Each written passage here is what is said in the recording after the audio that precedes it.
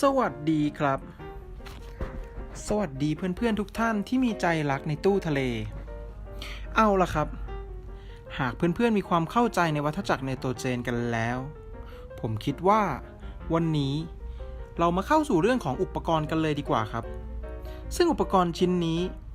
จัดได้ว่าเป็นอุปกรณ์ที่สำคัญที่สุดในการเลี้ยงปลาทะเลก็เป็นได้มันจะเป็นอะไรไปไม่ได้เลยนะครับนอกจากตู้ปลาเพราะถ้าเพื่อนๆเริ่มคิดที่จะเลี้ยงปลาทะเลกันแล้วแต่ไม่คิดถึงตู้ปลาผมว่ามันก็ออกจะดูแปลกๆไปหน่อยจริงไหมครับก่อนอื่นผมขอเริ่มจากประเภทของตู้ปลาก่อนเลยนะครับในคลิปนี้ผมจะถือวิสาสะจัดประเภทของตู้ปลาเอาเองแล้วกันนะครับโดยผมขอจัดประเภทของตู้ปลาดังนี้ครับ 1. ประเภทตู้โล่งก็คือตู้ปลาเปล่าๆใบเดียวเลยครับซึ่งไม่ได้มีการกั้นพื้นที่ไว้สำหรับทำระบบกรองแต่อย่างใด 2. ตู้ปลาที่มีระบบกรองภายในครับไม่ว่าจะเป็นกรองมุมกรองข้างกรองหลังหรือจะกรองด้านไหนก็ตามแต่ที่อยู่ภายในตู้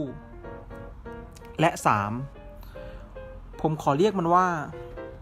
ตู้กรองล่างครับตู้กรองล่างก็คือ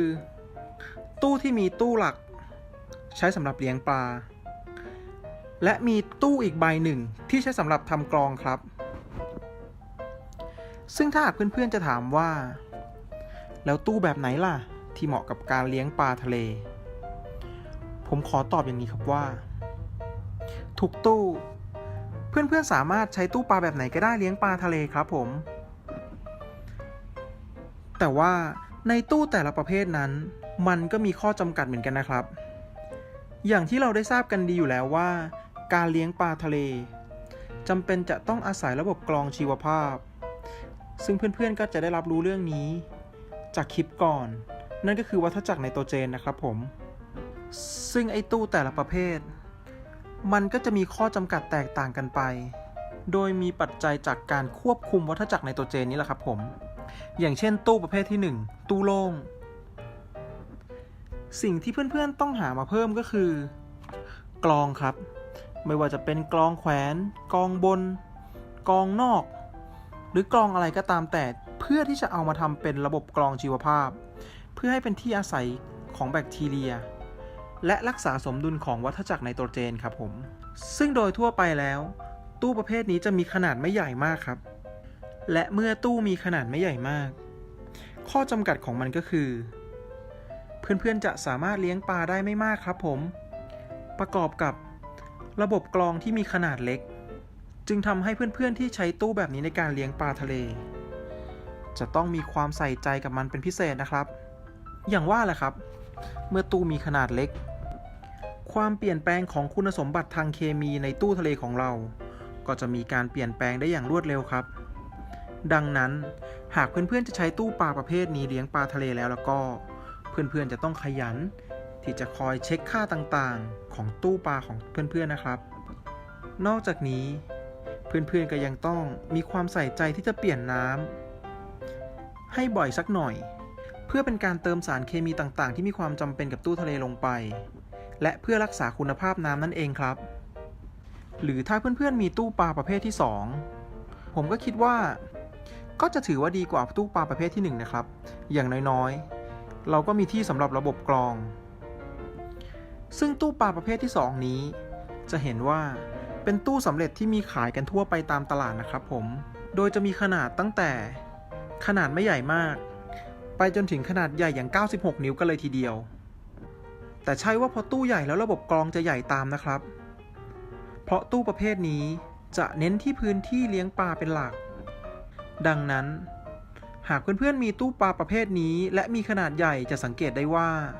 ตัวตู้กรองเองจะมีขนาดไม่ใหญ่เลยครับซึ่งข้อจำกัดของมันก็คือเมื่อตู้กรองมีขนาดเล็ก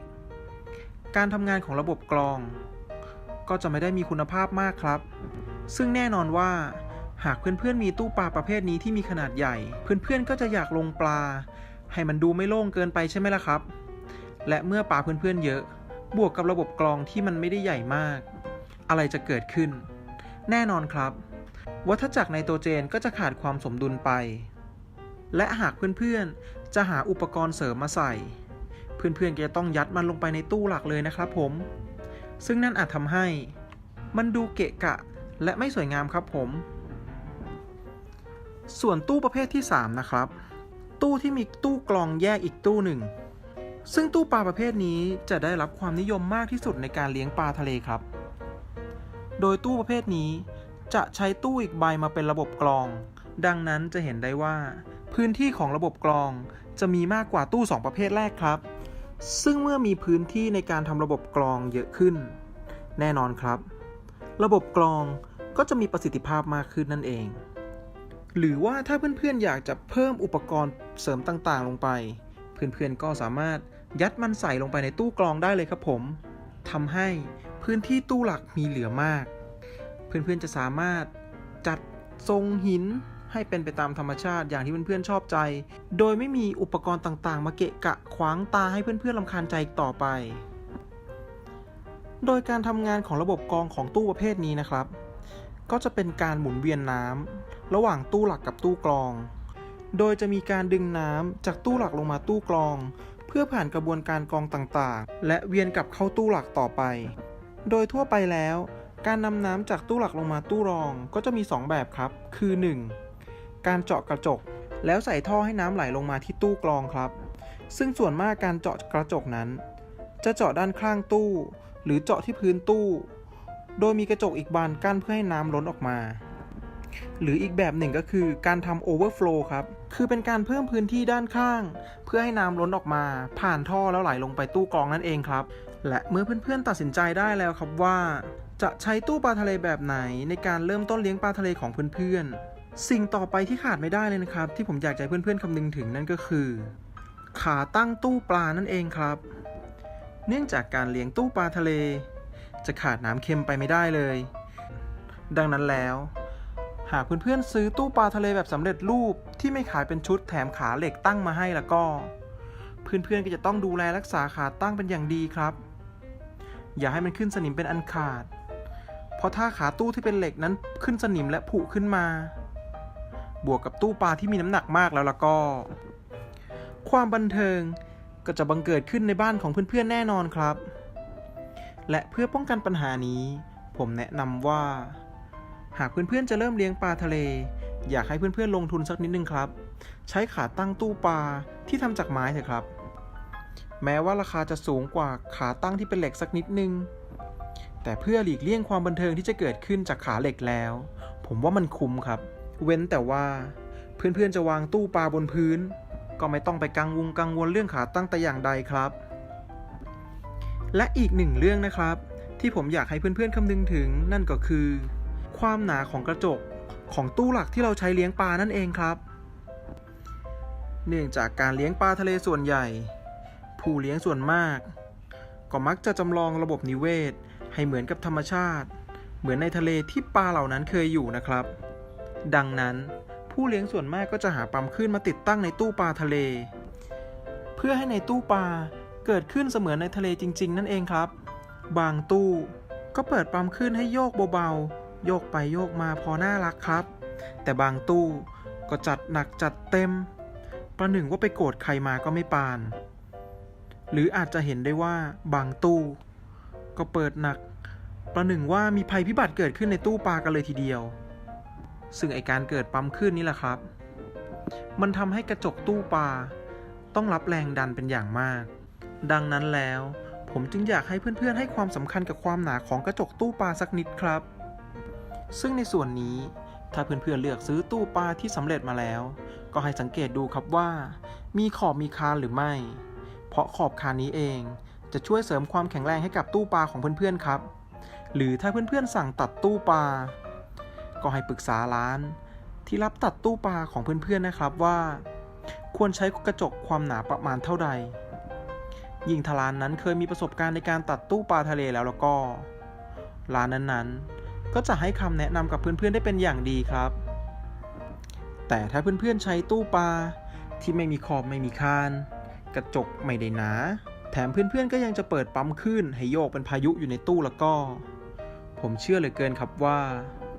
ตู้ปลาของเพื่อนๆนั้นก็จะบูมและกลายเป็นโกโก้คันไปในทันทีและเพื่อนๆก็จะได้สนุกแน่นอนครับอ้อแถมอีกนิดนึงครับสำหรับใครก็ตามที่เคยเห็นการเลี้ยงปลาทะเลนอกตู้ไม่ใช่เลี้ยงบนบกนะครับผมหมายถึงเลี้ยงในอุปกรณ์อื่นที่ไม่ใช่ตู้ปลาอาทิเช่น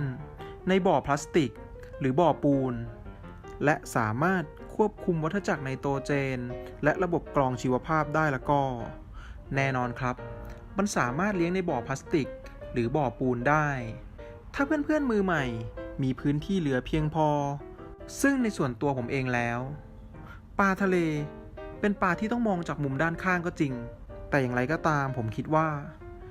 ปลาทะเลที่ได้เห็นจากมุมบนมันก็มีเสน่ห์ไปอีกแบบหนึ่งนะครับผมหวังเหลือเกินครับว่าหลังจากจบคลิปนี้เพื่อนๆน่าจะตัดสินใจได้แล้วใช่ไหมครับว่าตู้ปลาใบแรกที่เพื่อนๆจะเลี้ยงปลาทะเลจะเป็นตู้ปลาแบบไหนและหากเพื่อนๆเห็นว่าคลิปของเรามีประโยชน์ก็ฝากกด Subscribe ช่องของเราด้วยนะครับเพื่อที่จะได้เป็นกำลังใจให้เราทำคลิปแบบนี้ออกมาเรื่อยๆครับผมส่วนในคลิปหน้าจะเป็นเรื่องอะไรเพื่อนๆสามารถติดตามได้ครับขอบคุณครับ